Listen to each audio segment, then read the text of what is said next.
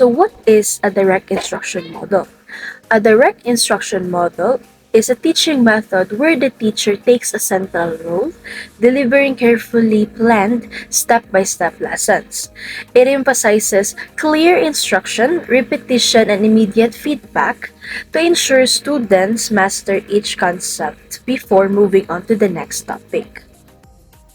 So what is an example of direct instruction model? So if I am the teacher who uses a direct instruction and our lesson for today is about multiplying two-digit numbers, I will begin by stating the objectives of the lesson to my students and then demonstrate on how to solve, oh no, how to multiply two-digit numbers in a step-by-step process to help them understand it more. And after that, I can guide the class through a similar example together. Afterwards, I can give them practice problems to solve independently while I walk around to offer help. And finally, if I review the answers with the class, if I notice that there are some of them who did not get the lesson, I can immediately provide feedback. So here are the benefits in using direct instruction model. So we have four. First is critical thinking, automaticity, independent learning, and self-knowledge. So first is critical thinking. Direct instruction model helps students develop higher order thinking skills by observing and interacting with modeled expectation. It encourages logical patterns and independent learning. Second is automaticity.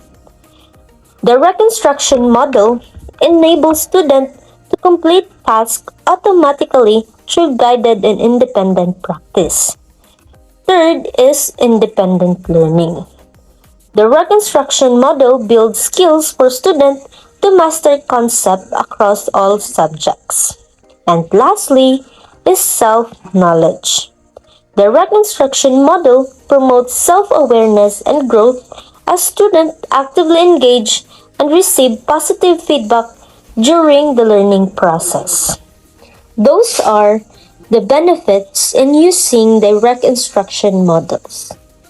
Next is the key features of direct instruction model. So first is explicit and clear instructions. So in this model, teachers provide a clear and explicit instructions to make sure that students would really understand what they need to learn. The next is structured and sequenced lessons. So in this model, lessons are broke down into small manageable steps for the students to easily understand the lesson. It often follows a scripted format. The next is teacher-led instruction. So in this model, teacher plays a central role in presenting the information, modeling the concepts, and guiding student practice. The next is frequent student responses. So in this model, students are encouraged to actively respond to the teacher's questions and engage in practice activities. The next is scaffolding and feedback. So in this model, instructions are often scaffolded, providing support and guidance as students learn with frequent feedback to help the students master the skills or the material before moving on.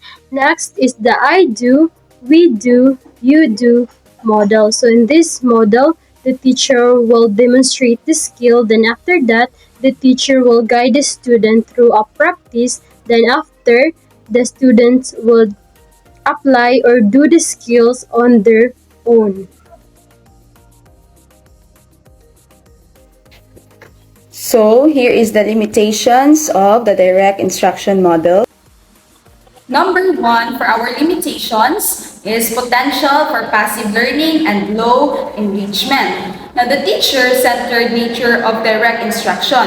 So it is very important for us as teachers to have a direct instruction that can lead the students to have for being a passive recipients of the information. So number two, the limited development of higher order thinking skills.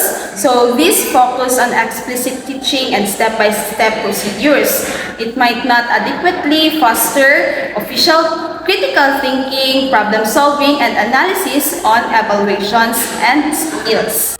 So number 3, reduced student autonomy and creativity. Now, this one is the highly structured and teacher-direct approach can limit students to autonomy, initiative, and self-directed learning. So the number 4 is the contextual limitations and transfer of learning. So this one is a direct instruction often focuses on teaching skills and concepts in isolation, which may make it difficult for every students or learners to transfer their learning to new or real-world contexts. Number 5 is potential for over-reliance on testing and rote memorization. So this one is the performance-based environment of some direct instruction models that can lead to an overemphasis on testing and memorization of facts for assessment purposes of every learners.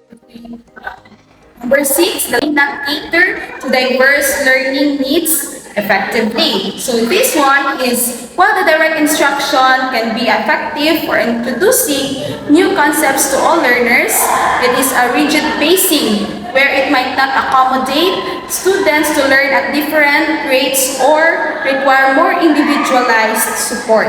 The second one is the social skill development may be limited. So the teacher-centered approach often provides fewer opportunities for the learners to interaction, collaboration, and the development of social and communication skills. Last number is number 8. So this is the risk of creating a repetitive learning environment. So this one is the structure, nature of a direct instruction where it can not be implemented thoughtfully, but it can become repetitive and predictable, potentially reducing student motivation. Now, the conclusion.